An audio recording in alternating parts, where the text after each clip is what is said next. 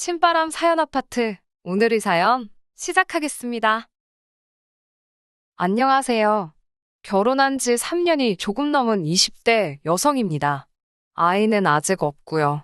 오늘은 제가 왜 계모인 시모와 손절을 하게 되었는지 말씀드리려고 합니다. 동갑내기 남편과 대학 시절에 만나 5년 넘게 연애를 하고 3년 전 남부럽지 않은 결혼식까지 올렸습니다. 사실 처음에는 좋은 친구 사이로 지내고 있었어요. 하지만 친구로 지낸 지 1년이 좀 지났을 무렵 남편이 저에게 여자로 보인다면서 자기 여자친구가 되어달라고 하더라고요. 저는 당연히 남편이 평소처럼 장난을 치는 줄 알았습니다. 하지만 남편 말이 자기가 힘들고 지칠 때 생각나는 사람이 저라는 거예요. 그러면서 꼭 저와 언젠가 결혼하고 싶다며 자기를 남자로 봐달라고 하더라고요. 사실 남편은 키도 크고 인물도 좋아서 언제나 여학생들에게 인기가 좋았어요. 하지만 저는 그에 비해 평범해서 딱히 다른 사람들의 주목을 받는 타입은 아니었습니다. 그런 상황에서 남편이 저에게 매달리니 저와 친한 친구들마저 이해가 안 된다며 저를 놀리곤 했어요. 그러다 저는 유학을 갔고 남편도 군대를 가면서 어쩔 수 없이 서로 멀어진 시간이 있었습니다. 하지만 남편은 군대에서도 저에게 이메일을 쓰고 휴가가 나오면 제가 있는 곳으로 선물을 보내주는 등 지극정성이었어요. 결국 남편도 제대를 하고 저도 유학 생활을 마치고 한국으로 들어오면서 진짜 연인 사이가 되었습니다. 남편은 자기를 받아줘서 너무 고맙다면서 앞으로 평생 제 눈에서 눈물 나는 일 없게 해주겠다고 입버릇처럼 말했어요. 그리고 약속대로 남편은 늘 절 우선순위에 두었고 배려와 친절로 저를 대해주었습니다. 저희 친정부모님도 우리 딸 아주 공주 대접을 받고 연애를 한다며 좋아하셨고요. 그렇게 연애를 하다가 우연한 기회로 남편의 가정사를 알게 되었네요. 사실 남편 부모님이 다 살아계시고 여동생이 하나 있다는 정도로 알고는 있었지만 그 안에 어떤 사연이 있다는 건 모르고 있었어요. 그러다 한 번은 남편과 둘이 술을 마시게 된 적이 있는데 제가 왜 나를 그렇게 좋아하는 거냐고 물었습니다. 그랬더니 남편이 가족들이 주지 않는 사랑과 포근함을 저에게서 느꼈다는 거예요. 그 말을 듣고 사실 좀 놀랐습니다.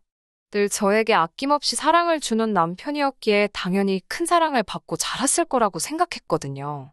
남편이 이어서 말하기를 친어머니는 남편이 어렸을 때 집을 나가셨대요.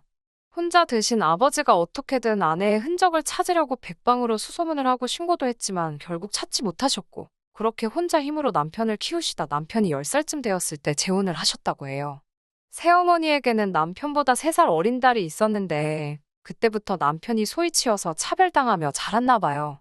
학교에서 힘든 일이 있어도 남자가 그런 것도 혼자 해결 못하냐며 핀잔을 주셨고 부모님이 오시는 행사에도 이따금씩 아버지 혼자 오실 뿐 어머니는 그 어디에도 계시지 않았다고 해요. 그래도 나를 늘 우리 아들이라고는 불러주신다며 멋쩍게 웃는 그 얼굴이 얼마나 슬퍼 보였는지 모릅니다. 아무튼 그렇다 보니 누구를 만나서 결혼을 하고 아빠가 된다는 상상을 할 수가 없었다고 해요. 그런데 저를 만나면서 가족을 꾸리고 싶은 생각이 들었다고 합니다. 저라면 아이에게도 자기에게도 아낌없는 사랑을 줄 것 같았다고요. 그런 남편의 이야기를 들으니 그동안 남편이 얼마나 힘들었을지 제 가슴이 더 아팠습니다. 그리고 그 자리에서 결심했어요. 다시는 그런 서러움을 느끼지 않도록 제가 더 사랑해줘야겠다고요. 작은 사업을 하시는 저희 친정 부모님과 달리 시부모님은 지금은 별다른 수입은 없다고 들었어요. 남편 말로는 가끔 아버님이 공사장에 나가서 용돈벌이 식으로 일을 하고 계시고요. 하지만 대부분의 수입은 아버님이 받으시는 연금이 전부일 거라면서 덧붙이기로 사실 자기는 잘 모른다고 했어요. 대부분 새어머니가 관리하다 보니 자기가 파악하기도 좀 힘들다고요. 그래서 결혼할 때도 좀 힘들게 시작해야 할 수도 있을 것 같다고 솔직히 이야기하더라고요. 사실 연애하는 동안 남편이 경제적으로 넉넉하지 않다는 건 벌써 눈치채고 있었기 때문에 오히려 미리 사실대로 말해줘서 고맙더라고요. 저는 남편에게 누구나 힘든 시절은 있는 법이니까 이제 우리 둘이 힘을 합쳐 열심히 살면 된다고 걱정하지 말라고 말해줬어요.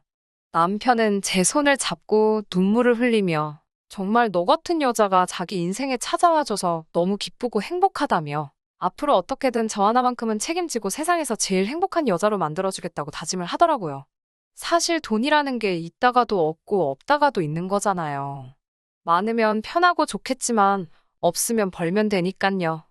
반면에 저에게 이렇게 큰 사랑을 주는 사람은 제가 따로 돈으로 살 수 있는 게 아니니까 비교할 수 없는 거라고 생각했어요. 남편의 사정을 진작부터 알고 계시던 친정 부모님도 돈 같은 건 걱정하지 말라고 하시면서 부족한 건 우리가 도와주면 되는 거고 넌 앞으로 우리 아들이나 마찬가지니까 마음 편하게 살라고 남편을 다독여 주셨습니다. 남편은 정말 자기는 로또 맞은 거나 다름없다면서 기뻐했고요. 그렇게 저희 부부는 결혼을 하게 되었습니다. 사실 남편의 개인적 상황이 그렇다 보니 5년 넘게 연애를 하면서도 남편의 가족을 만날 일은 없었습니다. 그러다 본격적으로 결혼 이야기가 나오면서 처음으로 시부모님을 만나게 되었어요. 남편에게 들은 것도 있고 그렇다 보니 부담스러웠던 것도 사실이에요. 그래서 큰맘 먹고 백화점 가서 단정한 정장도 사고 첫 인사에 들고 갈 선물도 사고 많이 신경을 썼습니다. 남편은 무리하지 말라고 했지만 그래도 남편 집에 가는 첫 인사인데 잘 보이고 싶은 게 당연하잖아요. 막연히 시모와 예비 신우가 저를 좋아해주면 좋겠다는 생각도 했어요. 내가 예쁜 짓을 많이 하면 우리 남편도 예쁘게 봐주지 않을까 그런 계산도 있었고요. 하지만 제 예상은 처음부터 보기 좋게 산산이 조각나 버렸습니다. 시댁에 도착해서 들어가니 시모랑 신우가 거실 소파에서 일어나지도 않고 저를 쳐다보며 왔니?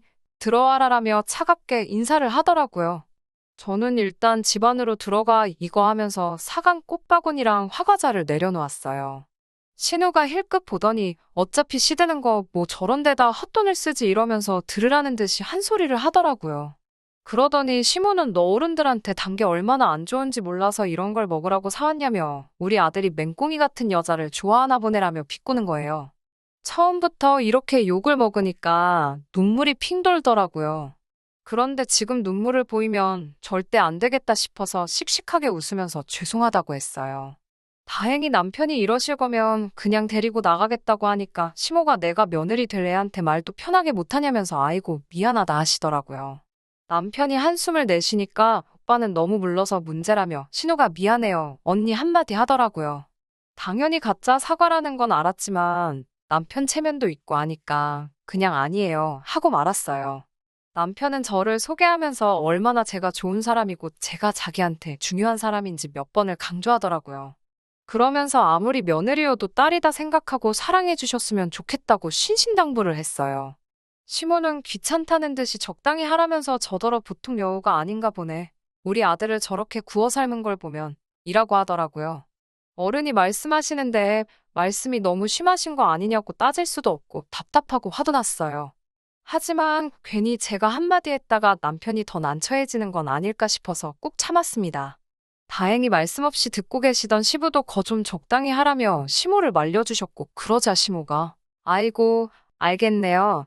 네네 빈정거리며 방으로 들어가 버렸어요. 신우도 시부에게 아빠는 왜 엄마한테만 뭐라고 하냐면서 입술을 내밀고는 시모가 들어간 방으로 따라 들어가 버렸고요. 순식간에 어색한 분위기가 흐르고 제가 어떻게 해야 하는 건지 이 모든 게 저 때문인 것 같아서 좌불안석으로 앉아 있었습니다.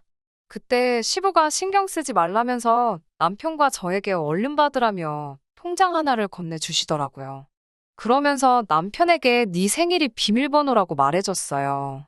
얼른 집어넣으래서 뭐냐고 물을 새도 없이 남편이 주머니에 쏙 집어넣었습니다. 그때 방문이 딱 열리면서 셋이서 뭘 그렇게 수군거리냐고 뭔 이야기를 했냐면서 시모랑 신우가 나오더라고요. 시부는 아무것도 아니라면서 밥이나 먹자고 자리를 털고 일어나시더군요. 정신없이 첫 만남을 마치고 집으로 들어오는 길 남편과 카페에 들려 시부가 준 통장을 열어봤어요. 그 안에는 3천만 원이라는 큰 돈과 함께 시부가 쓴 편지가 한 통 들어있었어요. 우리 아들이 어느덧 이렇게 자라서 사랑하는 여자를 집으로 데려오다니 꿈만 같다면서 둘이 싸우지 말고 행복하게 지내라고 적혀 있었습니다. 더 못해줘서 미안하다는 말씀과 함께 저에게도 아들 잘 부탁한다고요. 오늘 처음 뵌 시부인데도 그 절절한 아들에 대한 사랑이 느껴져서 코끝이 시큰해지더라고요. 남편도 눈이 벌게져서 금방이라도 울 것만 같았어요. 저는 남편에게 우리 아버님한테 잘하고 살자 진짜로라고 말하며 남편 손을 꼭 잡아주었습니다. 친정 부모님께 이 일을 말씀드리니 귀한 돈이니까 함부로 쓰지 말라며 좋은 사돈을 만난 것 같다고 좋아하시더라고요. 그런 친정 부모님께 차마 시모와 신우가 저를 어떻게 대했는지는 털어놓을 수가 없었습니다. 그렇게 남편과 저는 결혼식을 올렸고 친정 부모님이 원래 가지고 있던 소형 아파트에서 신혼살림을 시작할 수 있었습니다. 월세 안 내고 사는 대신 열심히 돈 벌고 모아서 독립하라는 친정 부모님의 배려였어요. 그렇게 신혼살림을 시작한 지 한 달쯤 지났을 무렵이었습니다. 집안일을 하고 있는데 시모에게 전화가 오더라고요. 전화를 받으니 다짜고짜 이따 저녁에 남편하고 시댁으로 오라고 했어요. 제가 무슨 일이시냐고 물으니까 이따 와서 이야기하자면서 전화도 딱 끊어버리셨습니다. 제가 남편에게 전화해 아무래도 심각한 일인 것 같으니 늦지 않게 집에 오라고 신신당부를 했어요. 남편과 시댁에 도착하니 시부모님과 시누 모두 저희를 기다리고 있었습니다. 그런데 예전과는 다르게 시모가 저에게 너무 따뜻하게 대해주는 거예요. 오느라 고생하지는 않았냐면서 갑자기 오라고 해서 미안하다고요. 그러더니 신우도 언니 하면서 저한테 말을 걸고요. 보통은 먼저 말을 거는 일은 없고 시비를 걸거든요. 제가 떨떠름해 하면서 무슨 일 때문이시냐고 물었습니다. 시부는 고개를 푹 숙이고 아무런 말도 하지 않고 있었어요. 그러자 시모는 네 시아버지가 암에 걸렸다면서 한숨을 푹푹 내쉬는 거예요. 저와 남편이 놀라서 아버님을 바라보면서 이게 무슨 소리냐고 소리쳤습니다. 그러자 시모가 병원에서 다 검사하고 확인한 거라면서 이제 어떡하면 좋겠냐고 난리였어요. 제가 지금 몇 끼냐고 물으니 그런 건 모르겠고 나도 이제 다 늙었고 네 시누 시집도 가야 되는데 아픈 사람을 어떻게 돌보냐고 한탄을 하더라고요. 집에 아픈 친정아버지가 있다고 그러면 어떤 남자가 우리 딸을 좋아하겠냐면서요. 그러면서 저희더러 시부 병간호 좀 하라고 하더군요. 그 소리를 듣고 남편을 흘끗 쳐다봤는데 남편은 저를 바라보며 곤혹스러운 표정을 짓고 있었어요. 저는 남편이 그래도 시부에게 많은 의지를 하고 산다는 것을 진작부터 알고 있었기 때문에 매정하게 그렇게는 못하겠다고 할 수는 없었어요. 그러고 싶지도 않았고요. 그래서 제가 시부의 손을 잡으며 걱정하지 마시라고 저랑 같이 열심히 치료받고 건강해지시면 된다고 말씀드렸어요. 그러자 시부가 저를 바라보며 시집 온 지 얼마나 되었다고 내가 이렇게 짐덩어리가 되었다면서 미안하다고 하시는 거예요. 그런 저희를 보면서 시모는 아이고 눈물 나네라며 빈정거리기 바빴고 신우는 관심도 없다는 듯 핸드폰만 보고 있었습니다. 이런 두 여자랑 사시는 시부의 인생이 얼마나 외로웠을까 짐작조차 할 수 없었습니다. 다만 하루빨리 이 집에서 시부를 모시고 나와야겠다는 생각만 들더라고요. 그렇게 그 길로 시부짐을 챙겨서 저희 집으로 모셨습니다. 다행히 소형 아파트였지만 남는 방도 있었고 친정 부모님도 그게 자식의 도리고 사람의 도리라면서 잘했다고 하시더라고요. 그렇게 시부를 모시고 온 뒤 병원을 다니기 시작했습니다. 다행히도 2년간의 투병 생활 끝에 시부의 건강은 눈에 띄게 호전되었어요. 100%의 완치는 아니었지만 그래도 이제 거의 예전처럼 생활하실 만큼 좋아지셨습니다. 물론 투병 생활은 서로 힘들고 고통스러운 시간의 연속이었습니다. 특히 첫 수술 때와 항암 치료를 하실 때 괴로워하시던 시부의 모습을 생각하면 지금도 제가 다 눈물이 나요. 저는 인터넷을 보며 위암에 좋다는 음식도 찾아 해드리고 나중에는 다니던 직장도 그만두고 시부의 간호에만 매달렸습니다. 시부는 이따금씩 그런 저를 보시면서 내가 전생에 무슨 덕을 쌓아서 너 같은 며느리를 받는지 모르겠다며 우리 아들하고 결혼해줘서 고맙고 딸처럼 나를 보살펴줘서 고맙다고 했습니다. 반면에 시모와 신우는 자기들이 돈이 필요할 때만 연락을 해왔습니다. 그나마 쥐꼬리만 해도 생활비 갖다주는 사람이 없으니 굶어 죽게 생겼다면서 돈 좀 달라고 하더라고요. 이런 사실을 아버님이 아시면 가뜩이나 아프신데 얼마나 더 외롭고 힘드실까 싶어서 저는 잘 지내시냐고 전화가 왔었다고 거짓말을 해야만 했어요. 그리고는 제가 직장 생활을 하면서 모아두었던 돈을 조금씩 컬어서 시모에게 드렸습니다. 몇몇째 친구들은 저더러 바보라고 했어요. 저도 사람이니까 가끔은 내가 왜 이렇게까지 해야 하나 싶기도 했습니다. 하지만 딱 시부의 투병 생활이 끝나고 몸이 회복될 때까지만 참자고 생각했네요. 친정 부모님도 처음과는 달리 제 생활을 답답하게 느끼시는 것 같았어요. 사실 어떤 친정 부모가 자기 딸이 결혼하자마자 시부 수발드는 상황을 좋게만 볼 수 있겠나요? 그러다 얼마 전 집안이 뒤집힐 만한 사건이 있었습니다. 시부의 건강이 대부분 회복되면서 시부가 집으로 돌아가고 싶다고 하셨습니다. 그래서 모시고 원래 사시던 아파트로 돌아갔어요. 가기 전에 시모와 신우에게 오늘 시부를 모시고 간다고 몇 번이고 문자도 하고 전화도 했는데 답장이 없더라고요. 그래서 어쩔 수 없이 저와 남편이 시부를 모시고 먼저 집으로 갔습니다. 집에 도착했더니 시모랑 신우가 TV를 보고 있었어요. 그러더니 갑자기 집에는 왜 왔냐며 놀라더라고요. 제가 몇 번이고 연락을 드렸는데 답장이 없으시길래 그냥 왔다 하자. 시모가 당황하더니 내가 핸드폰을 잃어버려서 번호를 바꿨다고 그러는 거예요. 그런데 거실을 보니 여행 가방이 두 개가 나와 있더라고요. 제가 어디 가시냐고 물으니 여행 가서 바람 좀 쐬고 오려고 한다고 집에만 있으니까 너무 갑갑해서라며 말끝을 흐리더라고요. 그런 시모의 모습을 보는데 제가 더는 화를 참을 수가 없었어요. 남편도 마찬가지였던 것 같아요. 제가 한마디 하려고 하자 저더러 참으라고 하더니 어떻게 사람이 이럴 수가 있냐고 시모에게 남편이 소리를 쳤어요. 남편이 암에 걸렸는데 해외여행 갈 생각이 드냐고요. 그러자 시모도 지지 않고 다 나섰구만 다 나섰으니까 집구석에 돌아오는 거 아니냐며 소리를 질렀어요. 그러면서 너는 내가 괴물하고 그러니까 다 색안경을 끼고 보는 거라면서 네 아버지가 죽은 것도 아닌데 내가 왜 여행을 못 가냐고 난리더라고요. 이런 모습을 보고 있는 시부를 어떻게든 일단 데리고 나가야겠다 싶어서 제가 시부에게 일단 나가자고 했어요. 그러자 시부가 제 손목을 딱 잡으시면서 아니다, 아가. 이제 내가 결정을 내려야겠구나. 라고 하시더니 다 그만하고 이리 앉아보라고 하시더군요. 시부는 시모를 말없이 한동안 쳐다보더니 당신은 내가 죽기를 바라지 않았어라고 묻더라고요. 그러자 시모가 무슨 그런 말이 있냐면서 정신줄 놨냐고 따지더라고요. 그러자 시부가 그런데 왜 저번에 내 병실에 와서 딸이랑 그런 소리를 했냐고 묻더라고요. 저도 몰랐던 사실인데 시부가 자는 줄 알았던 시모와 신우가 아니 그래서 안 죽는다는 거야? 그럼 사망보험금 못 받는 거야? 라며 대화를 나눴나 봐요. 돌이켜 생각해보니 한동안 좋아지던 시부의 안색이 급격히 어두웠던 시기가 있었는데 그때였던 것 같아요.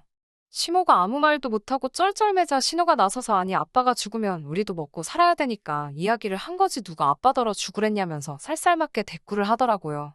그러자 시부는 그래 너희도 살아야지 그래서 내가 방금 큰 결심을 내렸다고 하셨어요. 그러더니 시모에게 그래도 그동안 산정이 있으니까 당신이 관리하는 적금 통장에 들어있는 5천만 원은 당신이 가지라고 했습니다. 그 돈으로 딸 시집이라도 보내라고요. 그리고는 저희를 보더니 너희는 이 아파트를 가지라고 그러시는 거예요. 그래도 이게 대출도 하나도 없으니까 그냥 세금만 내면 될 거라면서요. 저랑 남편이 깜짝 놀라서 아니라고 저희는 이런 걸 바란 게 아니라면서 그런 말씀 마시라고 했습니다. 반면에 시모는 개거품을 물면서 20년을 같이 산 현모양처를 이렇게 버리는 게 어딨냐고 그랬어요. 그리고 아파트도 반은 자기 거라면서요. 그러자 시부가 당신이 몇 년 전에 나더러 노인 아파트 청약이라도 받으려면 이혼해야 된다면서 내가 싫다는데도 강제로 이혼 서류에 도장 찍게 만들지 않았냐고 그러니 우리는 부부 사이도 아닌데 왜 내가 당신한테 반을 주냐고 딱 선을 그으셨어요. 그러면서 시부는 시모에게 당신도 살림살이 정리하고 해야 할 테니 내가 일주일 시간을 주겠다면서 그 사이에 짐 빼라고 안 그러면 이제 서러움하고 지저분한 꼴 보게 될 거라면서 저희에게 한 일주일만 더 신세 좀 지자고 그러시더군요. 그 이후로는 저도 시부께서 좋은 이야기도 아닌데 더는 알 것도 없고 알 필요도 없다면서 잘 말씀해 주시지 않아 정확히는 모릅니다. 하지만 시모와 신우가 저와 남편에게 몇 번이고 전화해 네가 네 시아버지 좀 잘 달래보라고 저희를 설득하려고 들더라고요. 남편은 시부에게 도대체 그런 여자랑 왜 이렇게 오랫동안 같이 사셨냐고 물었대요. 그러자 시부는 그래도 엄마 자리가 비어있는 것보단 있는 게 낫겠지 싶어서 참으셨다고요. 아들이 나중에 장가갈 때 엄마도 없이 컸단 소리 들을까봐 걱정이 되셨다고요. 그러면서 시부도 남편에게 너는 왜 그렇게 참고만 있었냐고 물어서 남편은 그래도 아버지가 그분을 사랑하시는 줄 알았다고 그래서 아버지가 사랑하시는 분이니까 어떻게든 견디고 어른으로 대해드려야지 생각했다고요. 서로의 마음을 확인한 부자가 서로 엉켜 안고 눈물을 흘리는 걸 보니 며느리이자 아내인 제 마음도 말로 표현할 수 없을 만큼 벅찼습니다. 결국 시부의 뜻을 이기지 못한 시모는 시부에게 매달리고 매달려 1,000만 원 더 받아서 신우를 데리고 집을 떠났습니다. 그리고 그 아파트로 저희 부부가 이사를 했어요. 근처에 작은 방 얻어서 혼자 살겠다며 며느리 시집살이는 죽어도 못 시킨다는 시부를 제가 어르고 달래서 지금은 셋이서 같이 살게 되었습니다. 제가 주말에 친구라도 만나고 오는 날이면 두 남자가 청소며 빨래도 해놓고 가끔 요리도 해놓더라고요. 친정 부모님도 저더러 이제는 정말 시집 잘 갔다면서 이제 아무 걱정도 없다고 하셔요. 저 요즘 정말 행복합니다. 끝까지 들어주셔서 감사합니다. 오늘의 사연은 여기까지입니다. 구독과 좋아요, 알람 설정 부탁드리고 더 좋은 사연으로 다시 찾아뵙겠습니다. 감사합니다.